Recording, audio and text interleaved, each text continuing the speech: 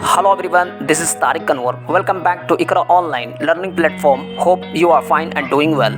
आज हमारा topic Indian polity and constitution में सबॉर्डिनेट कोर्ट के प्रकार, फंक्शन, जजों के अपॉइंटमेंट, क्वालिफिकेशन है। इसके अलावा सम सिग्निफिकेंट पॉइंट जो हमारा आज का डिस्कशन का सब्जेक्ट है। और guys, more informative insightful content को पाने के लिए वीडियो को लाइक, शेयर और चैनल को सब्सक्राइब करें। So without not taking more time, let me start today's topic.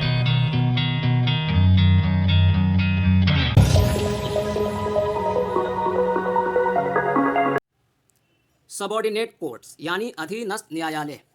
Guys, पिछले क्लासों से हम इंडियन जुडिशियल सिस्टम को डिस्कस कर रहे हैं। प्रीवियस क्लास में हमने हाई कोर्ट और सुप्रीम कोर्ट के टॉपिक्स को डिटेल्ड में डिस्कस किया है। आज का हमारा टॉपिक सबॉर्डिनेट कोर्ट्स है यानी अधीनस्थ न्यायालय। और गाइस, सबॉर्डिनेट कोर्ट्स को लोअर कोर्ट भी कहा जाता है और इसके 3 प्रकार हुआ करते हैं: civil, criminal and revenue courts. यानी सबॉर्डिनेट कोर्ट्स के भी 3 प्रकार हैं: civil, criminal and revenue courts. और गाइस, ये कोर्ट्स जो है ये डिस्ट्रिक्ट लेवल पर एग्जिस्ट करता है। और इन कोर्ट्स को यानी सिविल, क्रिमिनल, रेवेन्यू कोर्ट्स, जिसे हम सबॉर्डिनेट कोर्ट्स कहते हैं, इनको अलग अलग नामों से भी जाना जाता है। So let's see, in the judicial organisation of every state the high courts is the apex body. हर स्टेट के जुडिशियल ऑर्गेनाइजेशन में हाई कोर्ट ये सबसे बड़ा कोर्ट कहलाता है। तो गाइस, जिस तरह सेंट्रल लेवल पर सबसे बड़ा कोर्ट सुप्रीम कोर्ट होता है, ठीक इसी तरह स्टेट लेवल पर सबसे बड़ा कोर्ट को हम हाई कोर्ट कहते हैं। Below the high court there are other courts that constitute the subordinate judiciary। और हाई कोर्ट के नीचे जो कोर्ट हुआ करता है उसे हम सबॉर्डिनेट कोर्ट या लोअर कोर्ट कहते हैं। फिर इनके भी अलग अलग प्रकार हुआ करते हैं। The jurisdiction and nomenclature of subordinate courts in the various states of the country are different। तो गाइज, ये जो सबॉर्डिनेट कोर्ट्स हैं इनको अलग अलग नामों से भी जाना जाता है भारत के अलग अलग स्टेट में। At present there are 3 or more tiers of civil criminal courts below the high courts। तो guys, at present high courts के नीचे सबॉर्डिनेट कोर्ट्स हुआ करता है जिनके 3 प्रकार हुआ करते हैं: like civil court, criminal court and revenue court. और इन तीनों कोर्ट को अलग अलग नामों से भी जाना जाता है। अभी हम आगे उसे डिस्कस करेंगे। तो next thing is subordinate courts और lower courts. The subordinate courts are so called because of their subordination to the state high court. Guys, इस पॉइंट में इस बात को बताया जा रहा है कि जो सबॉर्डिनेट कोर्ट्स है इसे सबॉर्डिनेट कोर्ट्स क्यों कहते हैं। तो उसका रीज़न ये है कि जो सबॉर्डिनेट कोर्ट्स होता है यह हाई कोर्ट के अंडर आता है, हाई कोर्ट के अंतर्गत आता है। इस वजह से हम इसे सबॉर्डिनेट कोर्ट्स कहते हैं। और इसलिए भी कि हाई कोर्ट्स का सबॉर्डिनेट कोर्ट्स पर क्या होता है, कंट्रोल होता है। In each district of India, India के हर डिस्ट्रिक्ट में there are various types of subordinate और लोअर कोर्ट। यानी कि भारत के हर डिस्ट्रिक्ट में सबॉर्डिनेट कोर्ट्स के कई प्रकार हुआ करते हैं, जिसको यहाँ पॉइंट वाइज मेंशन किया है। First civil courts and the second criminal courts and the third revenue courts. तो ये 3 तरह के कोर्ट्स हुआ करते हैं जिसको हम सबॉर्डिनेट कोर्ट्स कहते हैं। Next, these courts hear civil cases, criminal cases and revenue cases respectively. और गाइस, ये तीनों के तीनों court civil matter, criminal matter और रेवेन्यू मैटर्स को हैंडल करते हैं।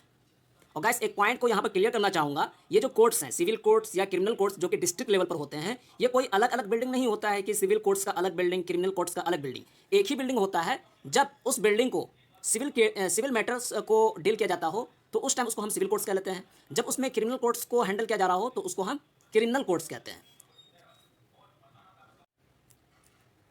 गाइज, यहाँ पर मैंने सबॉर्डिनेट कोर्ट्स के प्रकार के रिगार्डिंग एक ग्राफ को मेंशन किया है ताकि चीज़ों को समझना ईजी और आसान हो जाए। तो जैसा कि ऊपर हमने बताया कि सबॉर्डिनेट कोर्ट्स को लोअर कोर्ट भी कहा जाता है। फिर इसके अंतर्गत 3 तरह के कोर्ट्स आते हैं, like civil, criminal, revenue courts. फिर इन तीनों कोर्ट्स के अलग अलग नाम हुआ करते हैं, अलग अलग नामों से भी इन कोर्ट्स को जाना जाता है। तो फर्स्ट सिविल कोर्ट, उसे हम कोर्ट ऑफ डिस्ट्रिक्ट जज भी कहते हैं। सेकेंड था क्रिमिनल कोर्ट, उसे हम कोर्ट ऑफ सेशन जज भी कहते हैं। और तीसरा था रेवेन्यू कोर्ट, उसको उसी नाम से जाना जाता है। और गाइस, इन तीनों कोर्ट्स के नीचे भी छोटे छोटे कोर्ट्स बनाए गए हैं। और इसका पर्पस ये है कि इन तीनों कोर्ट्स के कामों को आसान करने के लिए, वर्कलोड को कम करने के लिए, बर्डन को कम करने के लिए बनाया गया है, और ताकि जल्दी भी काम हो सके। तो जो सिविल कोर्ट है, जिसे हम कोर्ट ऑफ डिस्ट्रिक्ट जज कहते हैं, इसके अंतर्गत 3 तरह के कोर्ट आते हैं। फर्स्ट है सब जज कोर्ट, फिर उसके नीचे आता है मुंसिफ कोर्ट, फिर उसके नीचे आता है स्मॉल कोर्ट। और गाइस, इसका एग्जांपल लेते हैं। जो सिविल कोर्ट्स होता है ये क्या कहते हैं, जो सिविल मैटर होता है लाइक प्रॉपर्टी से रिलेटेड डिस्प्यूट, ट्रांजैक्शन से रिलेटेड डिस्प्यूट, फ्रॉड से रिलेटेड डिस्प्यूट, इन तरह के डिस्प्यूट को क्या करता है, हैंडल करता है। फॉर एग्जांपल, अगर कोई डिस्प्यूट या कोई ऐसा मैटर, सिविल मैटर जो 5,000 से ऊपर का है, 5,000 से ऊपर का कोई मैटर या फ्रॉड वाला केस आया सिविल कोर्ट में, तो अगर 5,000 से ऊपर का है तो इस तरह के केस को सिविल कोर्ट यानी कि कोर्ट ऑफ डिस्ट्रिक्ट जज हैंडल करेगा। अगर 5,000 से नीचे और 2,000 से ऊपर वाला केस है तो इसे सब जज कोर्ट हैंडल करेगा, और अगर 2,000 से नीचे और 1,000 से ऊपर वाला केस है तो इसे मुंसिफ कोर्ट हैंडल करता है, और अगर 1,000 से नीचे छोटा मोटा अमाउंट वाला केस है तो उसे स्मॉल कोर्ट हैंडल करता है। तो इससे ये समझ में आया कि अगर माइनर केस है तो उसे स्मॉल कोर्ट क्या करेगा, हैंडल करेगा, और अगर मेजर केस है, सीरियस इशू है, तो उसे क्या है, कोर्ट ऑफ डिस्ट्रिक्ट जज यानी सिविल कोर्ट हैंडल करेगा। और गाइस जो सिविल कोर्ट होता है ये पनिशमेंट नहीं सुनाता है, जबकि क्रिमिनल कोर्ट जिसे हम कोर्ट ऑफ सेशन जज कहते हैं वो पनिशमेंट ही सुनाता है। तो सेकंड नंबर आता है क्रिमिनल कोर्ट। इसके नीचे भी, इसके अंडरगत भी 3 तरह के कोर्ट होते हैं, like first magistrate class court, second magistrate class court और थर्ड मजिस्ट्रेट क्लास कोर्ट। तो बेसिकली जो क्रिमिनल कोर्ट होता है ये क्राइम रिलेटेड इशू को हैंडल करता है, लाइक थेफ्ट हो गया, डकैती हो गया, रेप हो गया, मर्डर हो गया। तो इसका एग्जांपल ये लेते हैं, जो तीसरा यानी कि थर्ड मजिस्ट्रेट क्लास कोर्ट है, अगर कोई क्राइम छोटा मोटा है तो उसमें जो है थर्ड मजिस्ट्रेट क्लास कोर्ट 50 रुपये का फाइन या 1 महीने का जेल, 1 महीने की जेल की सज़ा सुनाता है, या दोनों कर सकता है, 50 रुपये का फाइन भी और 1 महीने का जेल, दोनों भी कर सकता है। सेकेंड मजिस्ट्रेट क्लास कोर्ट जो है, अगर क्राइम का लेवल जो है थोड़ा सा ऊंचा है तो उसमें क्या है, 200 रुपये का फाइन और 6 महीने का क्या है, 6 महीने की सज़ा सुनाता है, या दोनों को दोनों कर सकता है, यानी कि 200 रुपये का फाइन और प्लस 6 महीने की सज़ा भी दे सकता है। और जो तीसरा है यानी कि फर्स्ट मजिस्ट्रेट क्लास, इसमें जो है 1,000 रुपये का फाइन और प्लस 2 साल का जो है इसमें सज़ा सुनाया जाता है। तो इसमें यह है कि अगर क्राइम ज़्यादा सीरियस है तो सज़ा भी क्या है, ज़्यादा दी जाती है। और गाइस इसमें एक पॉइंट ये है कि जो कोर्ट ऑफ सेशन जज है जिसे हम क्रिमिनल कोर्ट कहते हैं, ये डेथ सेंटेंस भी सुना सकता है, मौत की सज़ा भी सुना सकता है, मगर इस सूरत में क्रिमिनल कोर्ट को हाई कोर्ट से क्या कंसल्टेशन करना पड़ता है। And the third court revenue court. Basically revenue court जो है ये लैंड रेवेन्यू हो गया, एग्रीकल्चरल लैंड रेवेन्यू हो गया, टैक्सेशन हो गया, इस तरह के इशू से क्या है हैंडल करता है। इसके अंतर्गत भी 3 तरह के कोर्ट आते हैं, like commissioner court, second collector court and the third tehsildar court. तो गाइस यहाँ से अब हम तीनों कोर्ट यानी सिविल, क्रिमिनल, रेवेन्यू कोर्ट्स के रिगार्डिंग सम सिग्निफिकेंट पॉइंट्स को 1 by 1 डिस्कस करेंगे। तो first one is civil courts. Civil cases pertain to dispute between 2 or more persons regarding property, breach of agreement, contract, divorce, landlord-tenant disputes। जो civil cases होता है वो ये होते हैं, फॉर एग्जाम्पल 2 व्यक्ति के बीच होने वाले डिस्प्यूट रिगार्डिंग प्रॉपर्टी, एग्रीमेंट के ब्रीचमेंट, कॉन्ट्रैक्ट के ब्रीच के regarding, divorce, landlord tenant dispute, इस तरह के डिस्प्यूट को हम सिविल केस में काउंट करते हैं।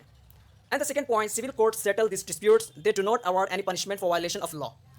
फिर उसके बाद जो इस तरह के डिस्प्यूट को सिविल कोर्ट क्या करता है, सेटल करता है, हैंडल करता है, मगर सिविल कोर्ट इसमें पनिशमेंट नहीं देता है लॉ को वायलेशन करने की वजह से। And the next point, the disputes relating to property, succession, ownership and other such rights come under the jurisdiction of civil courts which disposes of this cases in accordance with the civil procedure code.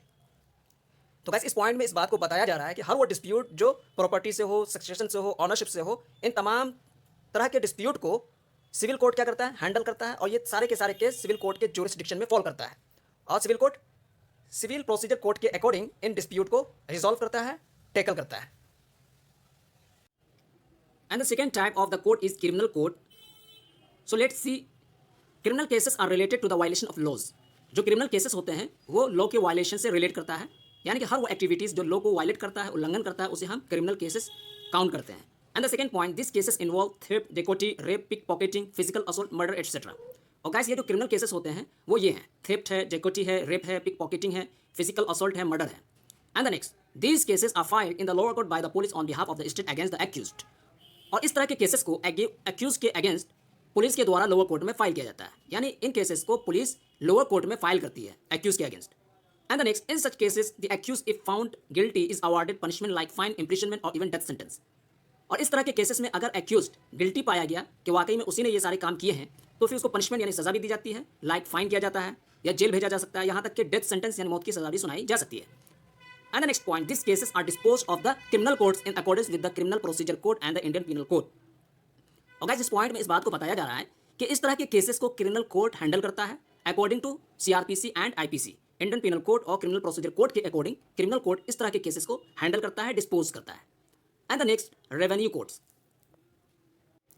तो guys तीसरा प्रकार subordinate court का वो revenue court है। तो इसके regarding कुछ point को यहाँ मेंशन किया जा रहा है। So let's see, first point, revenue courts deal with the cases of land revenue in the state. First point ये है कि स्टेट में लैंड रेवेन्यू जैसे केस के साथ रेवेन्यू कोर्ट्स डील करता है, यानी कि जो भी पैसे से मैटर है, रेवेन्यू से रिलेटेड जो मैटर है उसको रेवेन्यू कोर्ट्स डील करता है। And the second point, the highest revenue court in the district is the board of revenue. और डिस्ट्रिक्ट लेवल में जो रेवेन्यू का सबसे बड़ा कोर्ट होता है उसे हम बोर्ड ऑफ रेवेन्यू कहते हैं। And the next point, under it are the courts of commissioners, collectors, tahsildars and assistant tahsildars. और इसके अंतर्गत भी कई तरह के कोर्ट्स होते हैं like commissioner, collectors, tehsildar and assistant tehsildar courts. And the next point, the board of revenue hears the final appeals against all the lower revenue courts under it. और इसके अंदर जितने भी लोअर रेवेन्यू कोर्ट्स हैं उन तमाम के against board of revenue final appeal को हियर करता है, सुनता है।